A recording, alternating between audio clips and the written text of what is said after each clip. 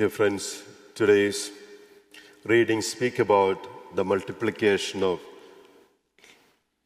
loaves to feed hundreds of people.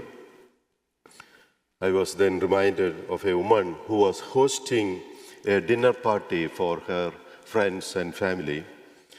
After they had done all the cooking and when they were about to eat, she asked her 6-year-old daughter to say the grace. The girl said, "Mom, I wouldn't know what to say." And her mother told her, "Just say what do you usually hear Mummy say." And the girl agreed. She nodded, bowed her head and prayed, "Dear Lord, why in this world did I invite all these people to my house for dinner?" But today, Jesus has invited all of us to his Eucharistic banquet. Today's gospel story teaches that Jesus meets the most basic human need, hunger, with generosity and compassion. The readings also tell us that God really cares about his people and that there is enough and more than enough for everyone. Some studies show that the world today produces enough food grains to provide every human being on the planet with 3,600 calories per day.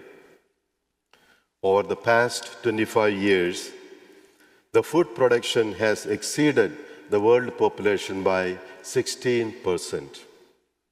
This means there is enough for everyone, and there is no good reason for any human being to go hungry today.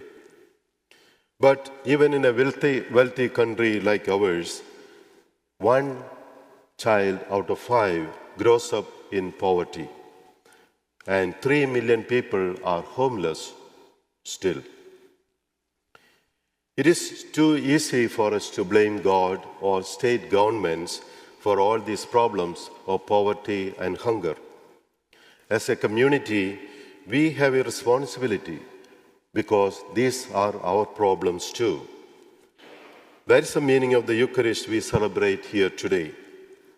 When we give what we have to God and what we ask him to bless it, that is when the miracle happens. Just like the bread and wine are changed into the body and blood of Christ. Now, we might say, "I do not have enough money or talent to make a difference in the world." But we must remember that the small boy in the gospel story had only 5 loaves and 2 dried fish, and yet he was willing to share what he had with others. The Bible tells us that every believer has some gifts from the Holy Spirit, and perhaps our gift may not be money, but a talent or an ability that God has given us that can be used to benefit others. Jesus needs a little boy to give him a few loaves and fish to start the process. In short, Jesus needs you and me to give our loaves and fish. And if we give them to the Lord, he will certainly take them and multiply to feed many more, hundreds and thousands, beyond our imagination. It is the same challenge that St. John Paul II set before the young people in Scotland in 1982 when he addressed the World Youth Day. He told them, "The boy gave all that he had, and Jesus miraculously fed 5,000 people. It is exactly the same with your lives. Place your lives in the hands of Jesus. He will accept and bless you, and he will make use of your lives in a way that exceeds your greatest expectation." Sometimes we doubt whether our small gifts can be any use for others. But whatever we offer through Jesus will have a life-giving, significant effect in those who receive it. Today, we are shown two attitudes in the gospel story. First, the attitude of Philip, and second, the attitude of Andrew.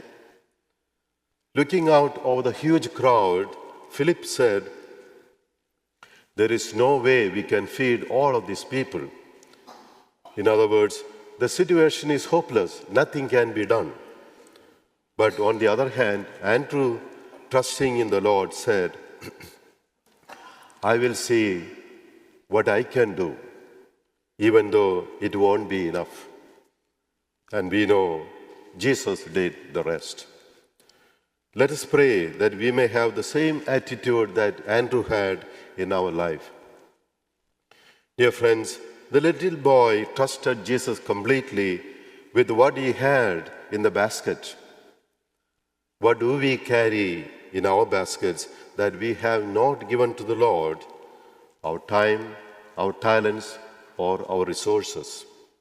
The question we need to ask is, are we willing to trust God with our baskets, no matter how small they might be?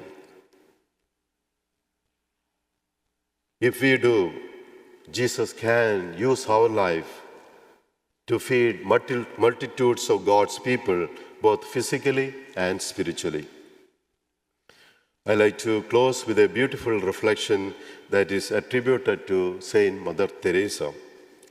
It reads, "People are often unreasonable, irrational, and self-centered. Forgive them anyway. If you are kind, people may accuse you of selfish, ulterior motives. Be kind anyway. If you are honest and sincere, people may deceive you. Be honest and sincere anyway. Give your best you have. It may never be enough, but give your best anyway. The good you do today may be forgotten tomorrow, but do good anyway."